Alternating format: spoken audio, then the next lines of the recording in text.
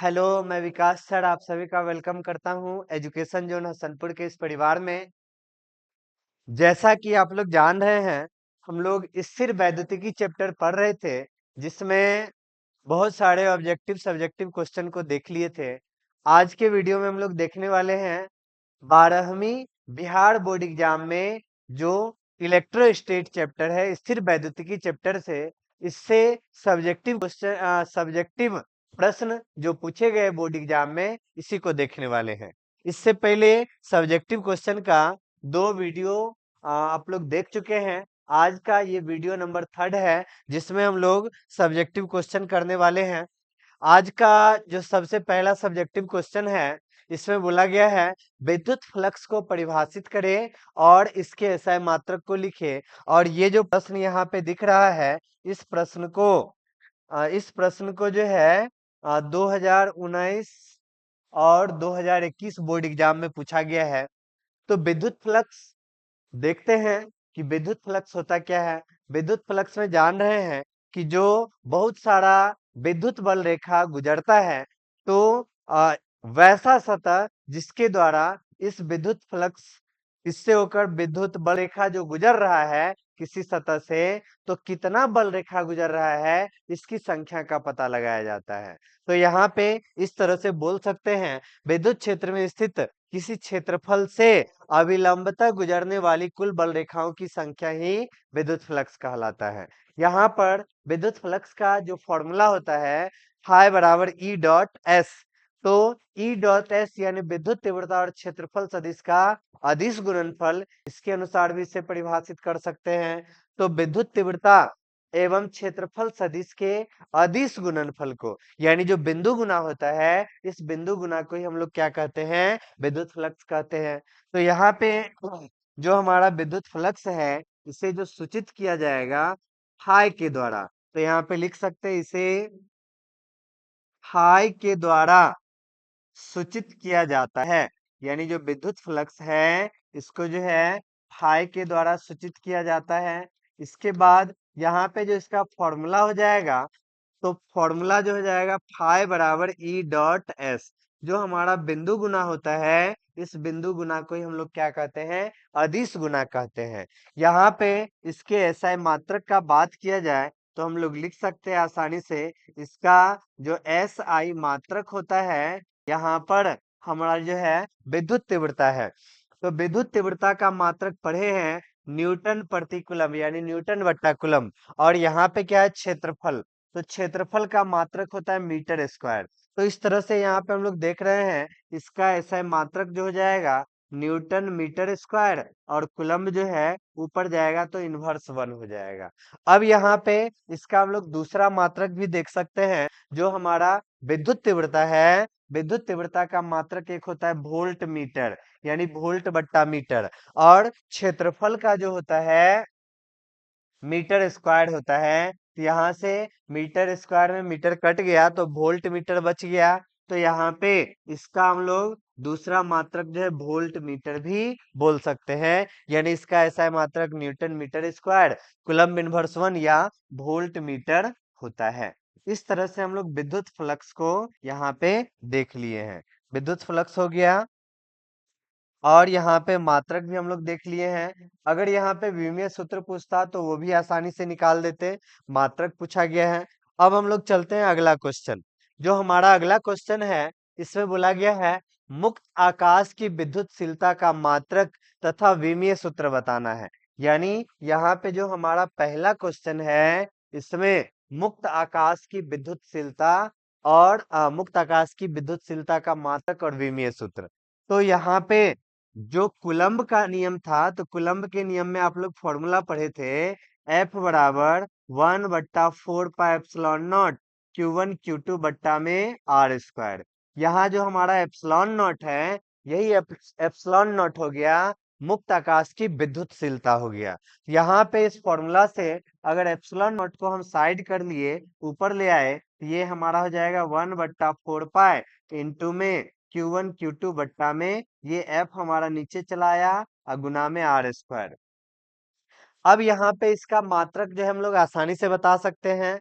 मात्रक का बात किया जाए तो यहाँ पे जो हमारा कोई भी संख्या होगा उस संख्या का मात्रक और विमा होता ही नहीं है।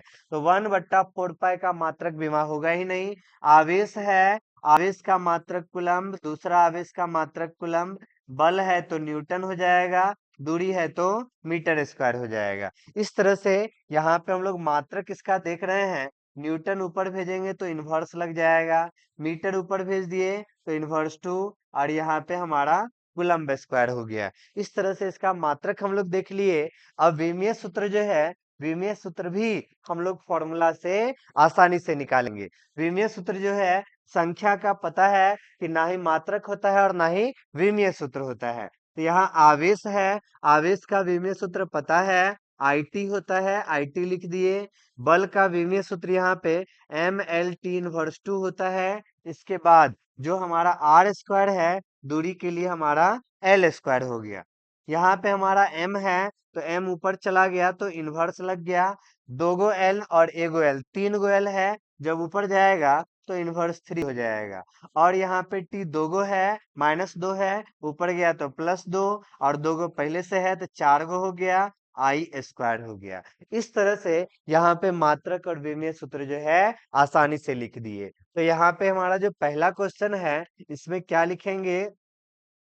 मुक्त आकाश, मुक्त आकाश की विद्युतशीलता, मुक्त आकाश की विद्युतशीलता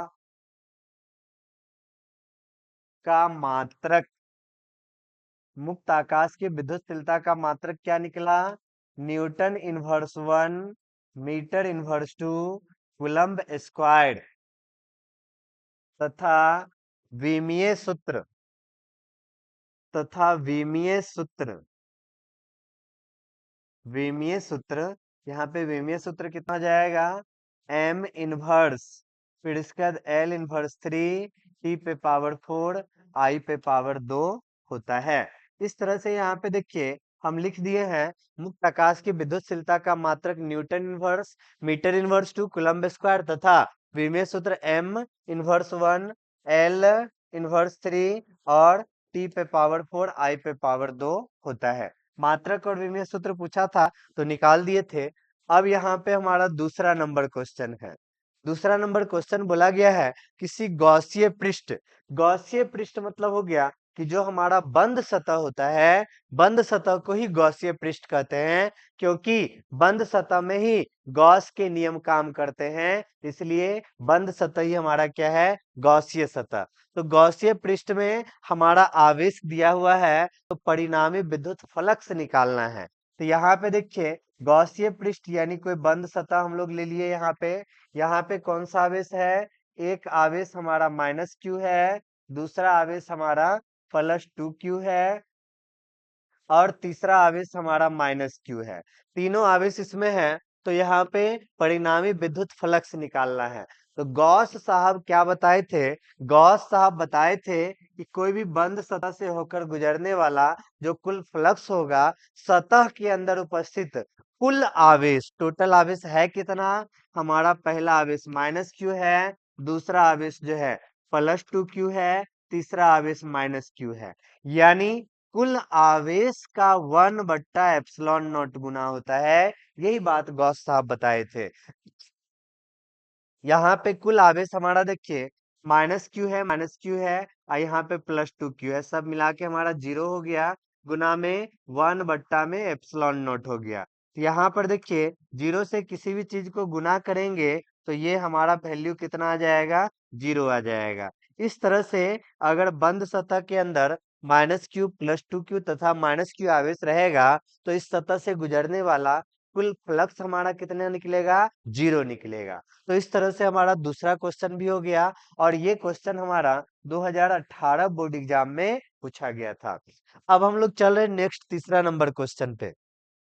जो हमारा तीसरा नंबर क्वेश्चन है, इस क्वेश्चन में बोला गया है किसी बंद पृष्ठ के अंदर 2 × 10⁻⁶ कूलम्ब मीटर द्विध्रुव आघूर्ण का एक विद्युत द्विध्रुव रखा जाता है, पृष्ठ से निर्गत नेट फ्लक्स। यहाँ पे देखिए सबसे पहला विद्युत द्विध्रुव, विद्युत द्विध्रुव होता क्या है? विद्युत द्विध्रुव मतलब जान रहे हैं समान परिमाण का दो विजातीय आवेश जो होता है, इसी निकाय को हम लोग विद्युत द्विध्रुव कहते हैं। और इस विद्युत द्विध्रुव को बंद पृष्ठ के अंदर रख दिया गया है। यानी हमारे पास कोई बंद पृष्ठ है, इस पृष्ठ के अंदर विद्युत द्विध्रुव रखेंगे। विद्युत द्विध्रुव मतलब समान परिमाण का दो गो विजातीय आवेश। समान परिमाण यानी एगो हमारा प्लस, दूसरा माइनस, और समान परिमाण यानी पहला क्यू तो दूसरा भी क्यू। विजातीय आवेश है, इसको हम लोग कहाँ रख दिए? बंद सतह के अंदर रख दिए। बंद सतह के अंदर रख दिए, तो बंद सतह के अंदर रखने के बाद जो है यहाँ पे विद्युत फ्लक्स, तो गॉस साहब बताए थे कि सतह से होकर गुजरने वाला जो कुल फ्लक्स होगा, सतह के अंदर उपस्थित कुल आवेश का कितना होता है? 1/ε0 गुना होता है। तो यहाँ पे देखिए, ये दोनों मिलके हमारा 0 हो जाएगा। 1/ε0 क्या हो जाएगा? 0 हो जाएगा। तो विद्युत द्विध्रुव अगर सतह के अंदर रखा जाता है, तो गुजरने वाला फ्लक्स हमेशा क्या होगा? 0 होगा। कितना भी विद्युत द्विध्रुव का संख्या अगर अंदर रख देंगे, तो यहाँ पे समान परिमाण है लेकिन विजातीय आवेश है, तो कुल आवेश हमारा 0 हो जाता है, जिस कारण से फ्लक्स भी क्या होगा? 0 होगा। तो यही बात यहाँ लिखा गया है। जब किसी विद्युत द्विध्रुव को किसी बंद पृष्ठ के अंदर रखा जाता है, तब पृष्ठ से निकलने वाला कुल विद्युत फ्लक्स क्या हो जाता है? शून्य हो जाता है। क्यों शून्य होता है? क्योंकि विद्युत द्विध्रुव का कुल आवेश शून्य है। विद्युत द्विध्रुव का कुल आवेश यहाँ पे क्या है? शून्य है, इसलिए हमारा फ्लक्स भी क्या हो जाएगा? शून्य हो जाएगा। चलिए, ये क्वेश्चन देख लीजिए, 2024 में पूछा गया था। अगला क्वेश्चन पे हम लोग चल रहे हैं। अगला क्वेश्चन हमारा 4 नंबर है। विद्युत विभव और विद्युत तीव्रता में संबंध कह रहा है बताने के लिए, और ये क्वेश्चन भी हमारा 2019 में पूछा गया था। तो यहाँ पे विद्युत तीव्रता, विद्युत क्षेत्र की तीव्रता और विभव में संबंध निकालेंगे। तो संबंध निकालने के लिए सबसे पहले हम लोग एक विद्युत क्षेत्र लेते हैं। एक विद्युत क्षेत्र हम लोग यहाँ पे लेंगे, और विद्युत क्षेत्र जो ले रहे हैं, विद्युत क्षेत्र एक हम ले लिए हैं। यहाँ पे जो हमारा विद्युत क्षेत्र है, इस विद्युत क्षेत्र के केंद्र में यानी सेंटर में विद्युत द्विध्रुव है, सॉरी, विद्युत क्षेत्र है। और इस विद्युत क्षेत्र के सेंटर में यानी एक हमारा क्या है? केंद्र बिंदु है। केंद्र बिंदु है, इस केंद्र बिंदु है यहाँ पर। और एक हम लोग यहाँ पे रेखा खींचते हैं।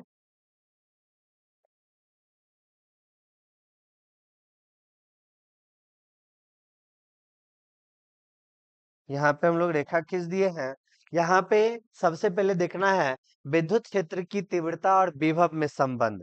तो विद्युत क्षेत्र की तीव्रता और विभव में संबंध दर्शाना है। तो यहाँ पे हम लोग मान लिए हैं कि ये हमारा विद्युत क्षेत्र है। विद्युत क्षेत्र है, यहाँ पर बिंदु O है, बिंदु O है। और विभव मतलब पता है कि आवेश को विद्युत क्षेत्र के अंदर लाने में जो काम किया जाता है, वही काम हमारा विभव होता है। आवेश को विद्युत क्षेत्र के अंदर लाना है, लाने में जो काम करेंगे वही हमारा क्या हो जाएगा? विभव हो जाएगा। तो यहाँ पे हम लोग मान लेते हैं कि ये पॉइंट हमारा कितना है? 2 पॉइंट हम लोग मान लेते हैं यहाँ पर। एक पॉइंट हमारा क्या है? यहाँ पे दो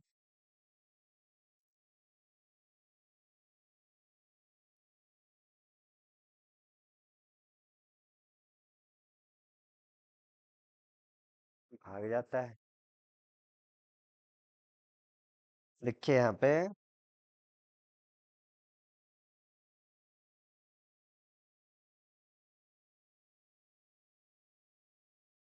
जी यार, पता नहीं काहे भाग जाता है। भागना तो इसको नहीं चाहिए।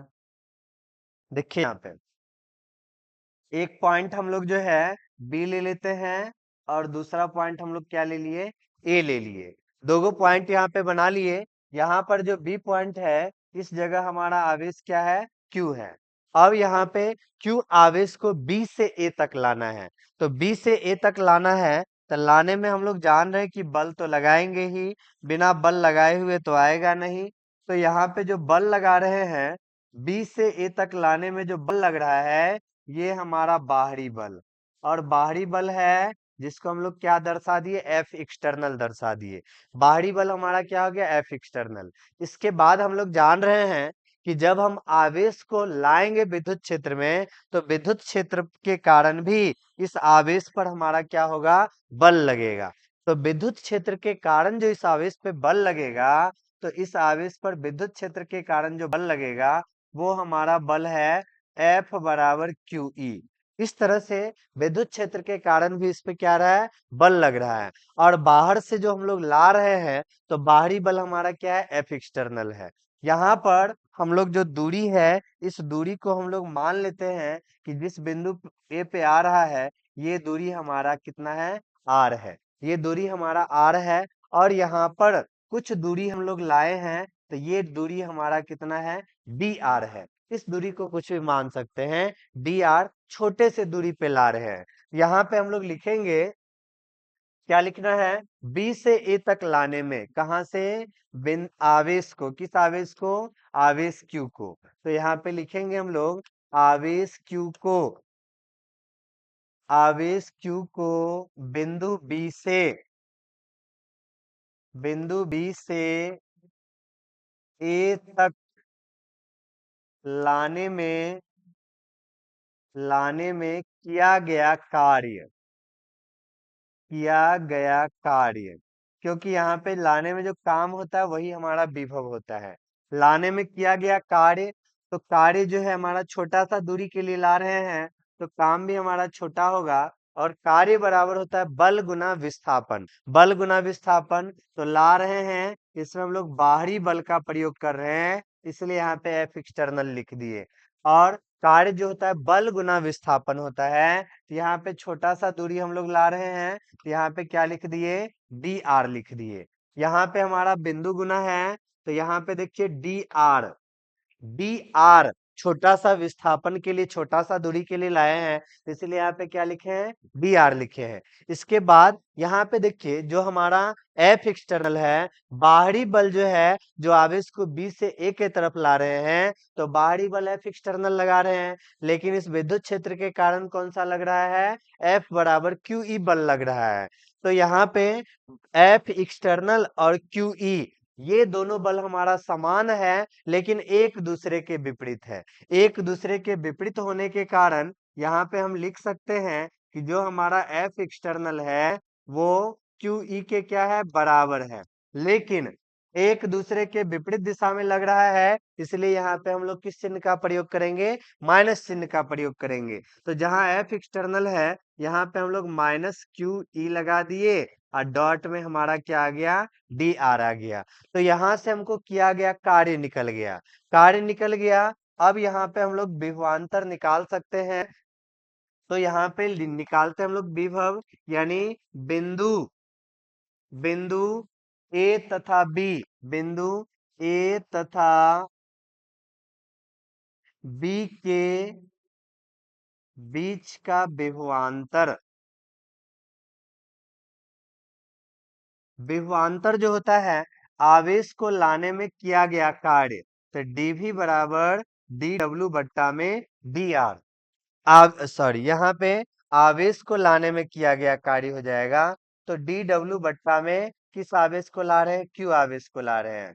आवेश को लाने में जो किया गया कार्य होता है वही हमारा विभवांतर हो जाता है। तो डीवी बराबर डी डब्ल्यू बट्टा में क्यू आ गया, डी डब्ल्यू बट्टा में क्यू आ गया। तो यहां से हम लोग लिखेंगे डीवी बराबर, डी डब्ल्यू का मान पता है माइनस क्यू ई, और डॉट में क्या आ गया है, डी आर आ गया है, बट्टा में आवेश क्या है, क्यू है। तो यहाँ से हमारा क्यू में क्यू आवेश कट जाएगा, तो यहाँ से डीवी बराबर हो जाएगा माइनस ई डॉट में डी आर हो गया, ई डॉट में डी आर हो गया। अब यहाँ पे हम लोग को पता है कि जो बिंदु गुना होता है यहाँ पे हमारा कॉस थीटा हो जाता है, E D R cos theta.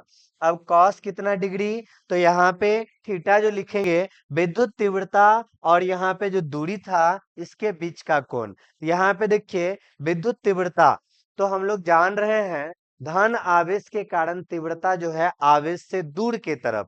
तो यहाँ पे इस बिंदु पर हम लोग यहाँ से देखेंगे, इस जगह पे कोई आवेश आ रहा है तो तीव्रता का दिशा हमारा कहाँ होगा, दूर के तरफ।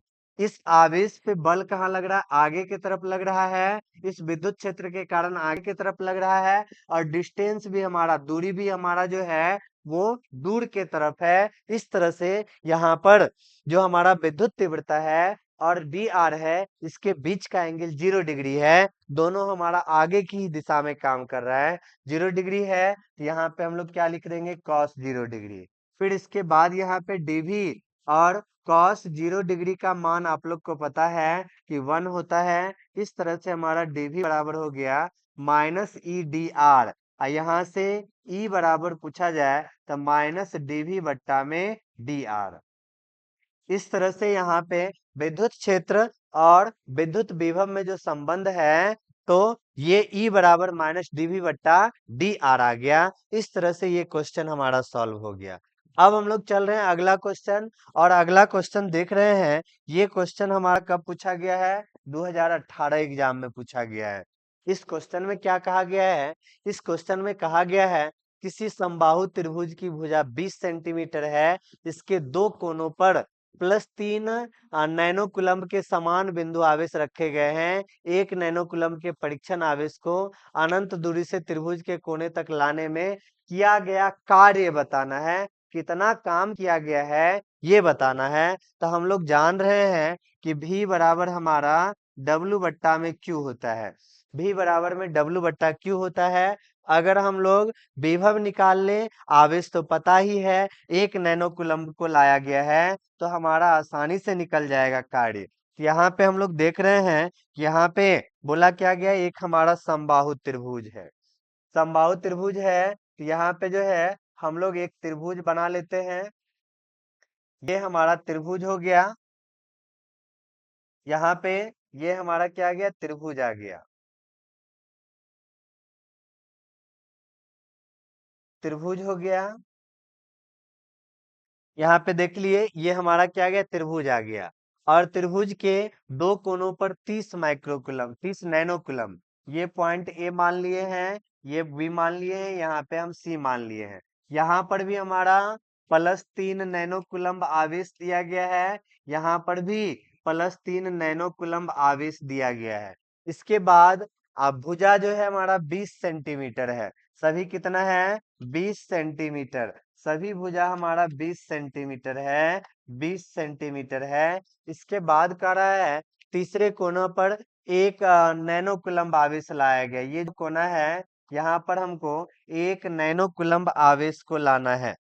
1 नैनो कूलम्ब आवेश को लाना है, और लाने में जो काम किया गया, तो दूर से हमको लाएंगे +1 नैनो कूलम्ब। सबसे पहले यहाँ पर जो है हम लोग विभव निकाल लेते हैं। ए के कारण विभव और बी के कारण विभव यहाँ पे निकाल लेते हैं, तो कुल विभव निकल जाएगा। यानी यहाँ पे हम लोग क्या निकालेंगे, बिंदु सी पर विभव, बिंदु सी पर, बिंदु सी पर विभव, बिंदु सी पर देखिए विभव निकालते हैं, तो भी जो विभव हमारा हो जाएगा ए के कारण, ए के कारण भी ए हो जाएगा। इसके बाद हमारा सी के कारण, थोड़ा सा हम लोग इस चीज को आगे लिख लेते हैं, आगे लिख लेते हैं। इस चीज को क्या करते हैं, यहाँ से लिखते हैं, जगह भी रहना चाहिए। यहाँ पे हम क्या लिखेंगे, बिंदु सी पर विभव, बिंदु सी पर विभव, बिंदु सी पर विभव यहाँ पे पता करते हैं। तो विभव जो हो जाएगा भी ए प्लस में भी बी, ए के कारण विभव और बी के कारण विभव। तो विभव हम लोग को पता है, फॉर्मूला होता है के क्यू बट्टा में आर, फिर प्लस के क्यू बट्टा में आर, यानी 1/4 पाई एप्सिलॉन नॉट क्यू बट्टा आर, ये फॉर्मूला होता है। दोनों हमारा एक जैसा है, तो 2k बट्टा में आर, 2 के जगह हम 2 लिख दिए। के का मान पता है, वो 9 गुना 10 के पावर 9 होता है। के का वैल्यू कितना हो जाएगा, 9 गुना 10 के पावर 9। और आवेश, आवेश हमारा 3 नैनो कूलम, नैनो मतलब कितना, 10 के पावर -9। फिर हमारा आर, दूरी हमारा 20 सेंटीमीटर है, तो 20 गुना 10 के पावर -2 लिख दिए।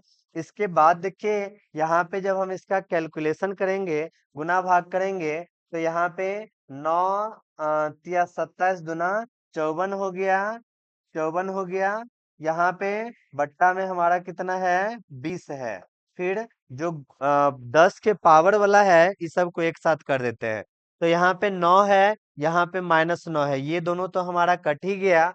ये -2 है, ये हमारा कहाँ चला जाएगा, ऊपर चला जाएगा, ऊपर चला गया। तो यहाँ पे हम लोग का वैल्यू कितना आ जाएगा, यहाँ पे हमारा वैल्यू आ जाएगा 5400।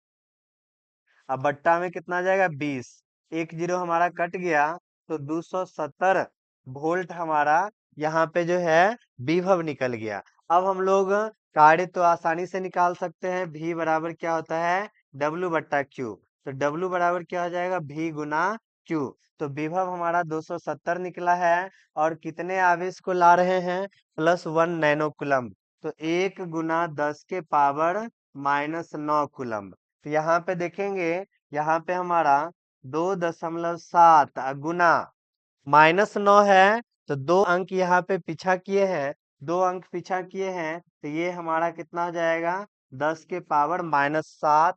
और कार्य का मात्रक क्या होता है, जूल होता है। इस तरह से तीसरे कोने तक लाने में जो किया गया कार्य हो जाएगा, वो हमारा 2.7 गुना 10 के पावर -7 जूल हो जाएगा। इस तरह से लाने में किया गया कार्य। यहाँ पे देखिए बिंदु सी पर लाने में किया गया कार्य करा है, यानी 1 नैनो कूलम्ब आवेश को अनंत से लाने में जो किया गया कार्य है, यही पूछा जा रहा है। इसलिए यहाँ पे V बराबर W बट्टा Q, तो W बराबर V गुना Q, विभव हमारा इतना निकला था, और आवेश हम जिसको ला रहे हैं वो रख दिए, तो हमारा मान निकल गया। इस तरह से ये क्वेश्चन भी हमारा सॉल्व हो गया।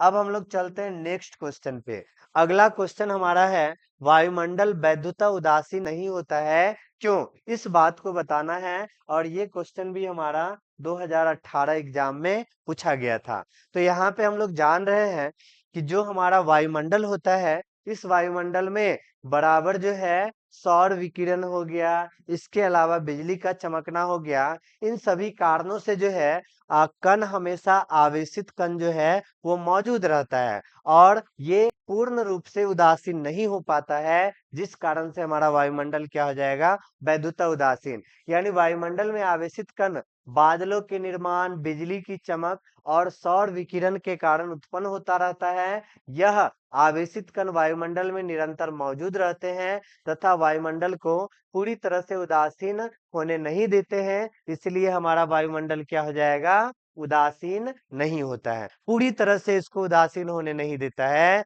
यानी बराबर कण क्या रहता है, मौजूद रहता है, जिस कारण से हम लोग यहाँ पे क्या लिखे हैं, वायुमंडल जो होता है विद्युत उदासीन होता है। अगला जो है हमारा प्रश्न है, एक आवेश निकाय के कारण एसआई पद्धति में विद्युत विभव V बराबर 3+2x हो, तो x बराबर 2 मीटर पर विद्युत क्षेत्र का मान निकालना है। विद्युत क्षेत्र का मान यहाँ पे निकालेंगे। यहाँ पर हम लोग जान रहे हैं E बराबर हमारा फॉर्मूला होता है dV बट्टा में dx। अभी हम लोग जाने इस फॉर्मूला को, तो V यानी जो हमारा विभव है, विभव हमारा कितना है, 3+2x है। अब बट्टा में यहाँ पे हम लोग dx। तो ध्यान रखिएगा, यहाँ पर अगर हमारा r के फॉर्म में रहता तो dr लिखते, x के रूप में है, इस कारण से यहाँ पे dV बट्टा में dx लिख दिए हैं। जब इसका डिफरेंशिएट करेंगे, तो 3 का तो 0 हो गया, फिर यहाँ पे 2x का डिफरेंशिएट करेंगे तो 2 निकला। इस तरह से हमारा वैल्यू कितना निकल गया, 2 निकल गया। तो ये हमारा विद्युत क्षेत्र 2 न्यूटन प्रति कूलम निकल गया। अब देखिए, अगर हमारा डिफरेंशिएट में x निकलता, तब x का मान हम लोग यहाँ पे 2 रखते, जितना गुना करना था आ जाता। लेकिन हमारा मान x के रूप में निकला ही नहीं, डायरेक्ट 2 निकल गया। इस तरह से विद्युत क्षेत्र का मान हमारा क्या हो जाएगा, 2 न्यूटन प्रति कूलम। अब हम लोग नेक्स्ट क्वेश्चन, अगला क्वेश्चन जो है हमारा 8 नंबर, धातु के 9 सेंटीमीटर त्रिज्या वाले गोले पर 4 गुना 10 के पावर -6 कूलम्ब आवेश दिया जाता है। चालक के आवेश की स्थितिज ऊर्जा।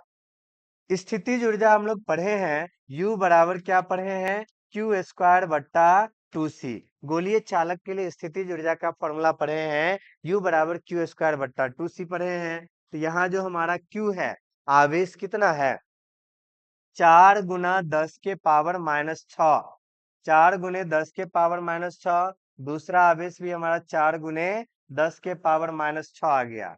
अब यहाँ पे 2 के जगह 2 लिख दिए। और धारिता, धारिता का फॉर्मूला आप लोग को पता है, 4 पाई एप्सिलॉन नॉट आर। गोलीय चालक की धारिता का फॉर्मूला क्या होता है, 4 पाई एप्सिलॉन नॉट आर होता है। यहाँ से यहाँ पे देखेंगे तो 4 चौके 16 गुने 10 के पावर -12 हो गया। फिर यहाँ पे 2 है, और यहाँ पर 1/9 गुने 10 के पावर 9, 4 पाई एप्सिलॉन नॉट का मान बोला जा रहा है। तो 1/9 गुने 10 के पावर 9 हो गया। जो हमारा आर है 9 सेंटीमीटर है, 9 सेंटीमीटर है, जिसको 9 गुना 10 के पावर -2 रख दिए। यहाँ पे दिख रहा है 9 में 9 हमारा कट जाएगा, और यहाँ पे 2 से हमारा 8 कट जाए, 2 से 16 भी कट गया।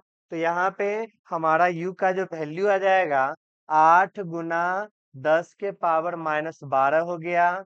फिर इसके बाद ये 9 हमारा ऑटोमेटिक ऊपर चला जाएगा, 10 के पावर 9 हमारा ऑटोमेटिक ऊपर चला गया। फिर यहाँ पे 10 के पावर -2 है, इसको ऊपर भेजेंगे, 10 के पावर 2 लिखना पड़ेगा। यहाँ पे 8 लिख दिए। 8 लिखने के बाद यहाँ पे देख लीजिए 9 2 11, 11 यहाँ पे 11 है, 9 2 11, यहाँ पे -12 है, तो 10 के पावर -1 हो जाएगा, 10 के पावर -1 हो जाएगा। और यहाँ पर 8/10 भी इसको लिख सकते हैं।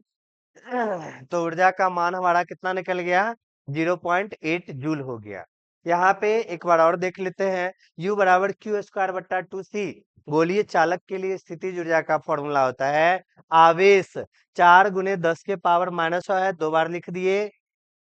और गोलीय चालक की धारिता का फॉर्मूला भी पढ़े हैं, 4 पाई एप्सिलॉन नॉट आर। तो 4 पाई एप्सिलॉन नॉट का मान 1/9 गुने 10 के पावर 9 कर दिए। आर हमारा त्रिज्या है, तो त्रिज्या देख लिए कितना है, 9 सेंटीमीटर। तो 9 गुना 10 के पावर -9, -2 कर दिए, 9 में 9 कट गया।